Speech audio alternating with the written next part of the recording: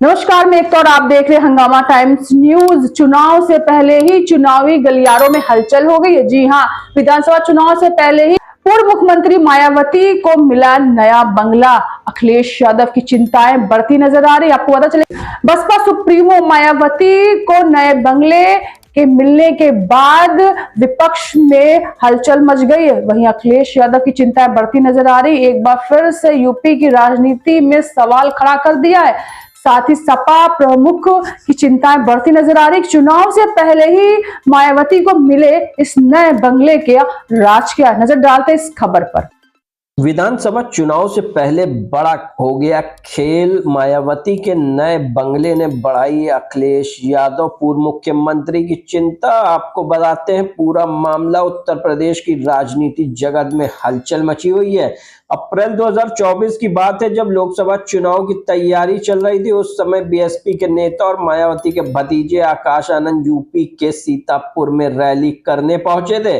Rally में उन्होंने BJP को नफरत फैलाने वाली आतंकवादियों की पार्टी बताया। इस बयान से मायावती बेहद नाराज हुई। उन्होंने तुरंत आकाश आनंद को नेशनल कोऑर्डिनेटर पद से हटा दिया। मायावती ने इस फैसले को सिर्फ दफ्तर के अंदर तक नहीं रखा, बल्कि सोशल मीडिया प्लेटफॉर्म एक्स पर भी लिखा कि आकाश आनंद से पद ले लिया गया, अभी उन्हें पूरी तरह परिपक्व होने में वक्त लगेगा। यहाँ ध्यान देने वाली बात है कि आकाश आनंद सपा के खिलाफ भी बयान दे रहे थे, लेकिन मायावती ने उन पर कोई कार्रवाई नहीं की। इसका मतलब साफ था कि मायावती बीजेपी पर सीधे हमला करने से बच रही थी, जबकि राजनीतिक बयान दे रही थी।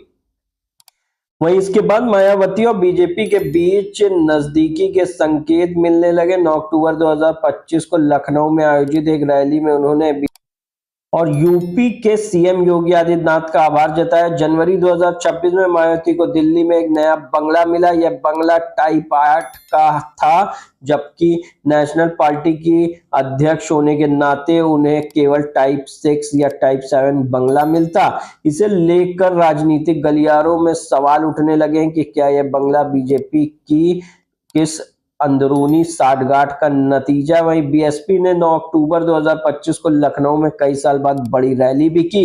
इस रैली का आयोजन काशीराम की पुण्यतिथि पर हुआ। सूत्रों के अनुसार मायावती और उनके करीबी सतीश चंद्र मिश्रा इस रैली से करीब 15 दिन पहले सीएम योगी आदित्यनाथ से भी मिले थे। मुलाकात में बातें हुई कि पूरी जानकारी सार्वजनिक नहीं, लेकिन इसके बाद रैली का प्रोग्राम बड़ा किया गया। हालांकि इस मुलाकात के बाद भी कोई औपचारिक गठबंधन नहीं हुआ। रैली में मायावती ने सपा पर जमकर हमला किया। उन्होंने कहा कि सपा सरकार में पीडीए, पिछड़ा, दलित, अल्पसंख्यक को भुला दिया जाता है। वहीं काशीराम की जयंती पर उनके योगदान को सत्ता में रहने याद किया गया, और लेकिन सत्ता से बाहर होने से उसे याद किया जाता है। वहीं इस घटना के बाद राजनीतिक गलियारों में चर्चा है कि क्या मायावती विधानसभा चुनाव से पहले बीजेपी के करीब आ रही। भले ही औपचारिक गठबंधन ना हुआ, लेकिन नए बंगले और योगी से मुलाकात ने अटकलें और तेज कर दी है। हंगामा टाइम्स न्यूज ब्यूरो।